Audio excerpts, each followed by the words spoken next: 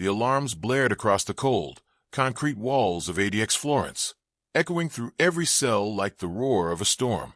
Screams cut through the chaos as rival gang members clashed in a fight that erupted without warning.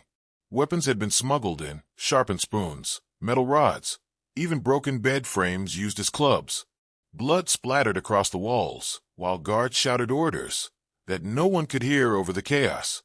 In the center of it all, Marcus Steele Johnson, a feared member of the Aryan Brotherhood, faced off against Ramon El Tigre Gonzalez, the ruthless leader of a Hispanic street gang. Both men had a history of violence that stretched from Alcatraz to Colorado, and this clash was about to become legendary. A single, fatal swing from Marcus's improvised weapon sent one of Ramon's lieutenants crashing to the ground. The room fell silent for a heartbeat, and then chaos returned tenfold. No one knew who would survive the night, or if the prison itself could even hold them. It all began months before, long before the screams and the sirens. ADX Florence was built to house the most dangerous criminals in the country, men who had already left a trail of violence across state lines. Marcus had earned his reputation in the blood-soaked corridors of Alcatraz decades earlier, where he learned to survive by any means necessary. Ramon, younger but just as ruthless, had built his empire in the streets of Los Angeles, running drugs, extorting smaller gangs, and eliminating anyone who dared challenge him. When federal authorities decided to transfer Ramon to Florence, they didn't realize that he would face Marcus, a man who viewed every newcomer as a threat to his power. Life in ADX Florence was harsh and unyielding. The prisoners lived under constant surveillance, trapped in tiny cells, with almost no contact with the outside world. Meals were monotonous, exercise periods tightly controlled, and conversations monitored. Yet within these constraints, gang rivalries still thrived. Messages were smuggled through laundry, guards were bribed or intimidated, and threats were made with cold precision.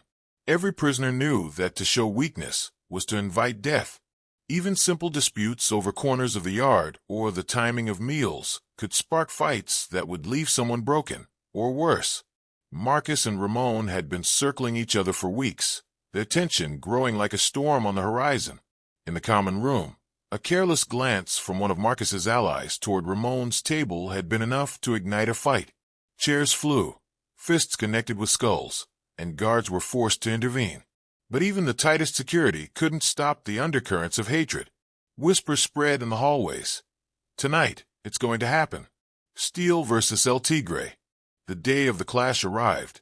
Marcus had been planning for it for months, studying Ramon's movements, predicting his allies' routines, and quietly sharpening tools in the dead of night. Ramon, aware that Marcus was waiting, had rallied his loyal men and created a network of distractions, making the guards' jobs almost impossible. And then, in a split second, it all exploded. The fight started in the dim light of the recreation yard. What began as shoving and shouting escalated into a brutal melee. Metal clashed against metal, blood painted the floors, and the guards struggled to regain control.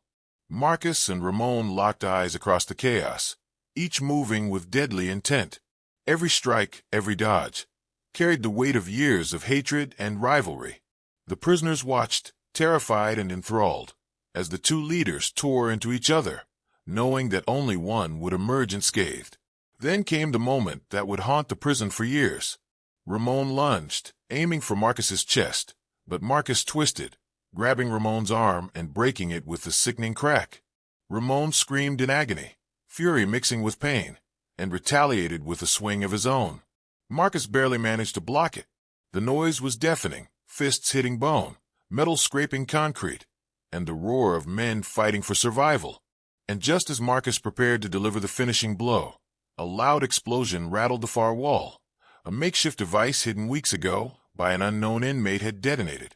Dust filled the air, blinding everyone, and the ground shook violently beneath their feet. Prisoners screamed, guards shouted, and chaos reached a new peak. The fight was no longer just between Marcus and Ramon.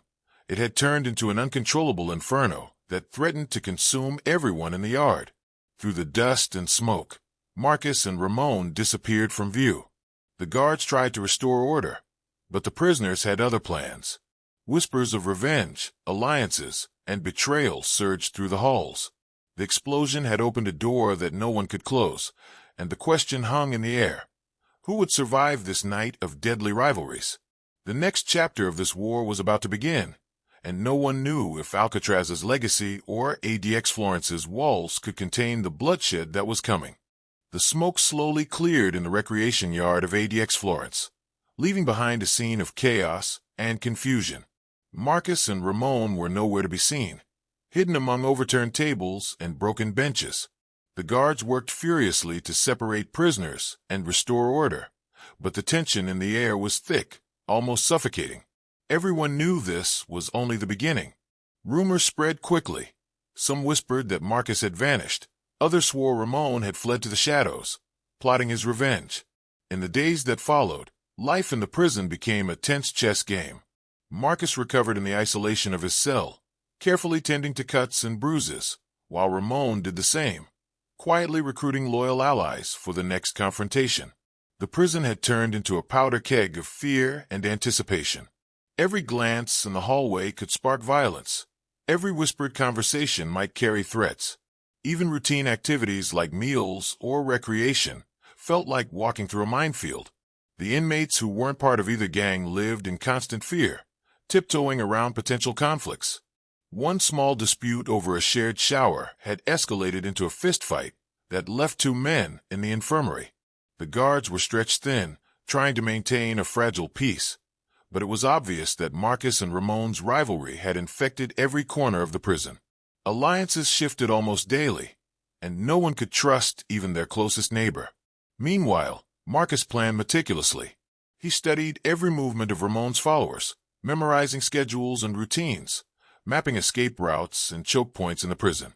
He communicated through coded messages passed by sympathetic inmates, all while appearing calm and collected to the guards. Ramon, equally cunning, had done the same.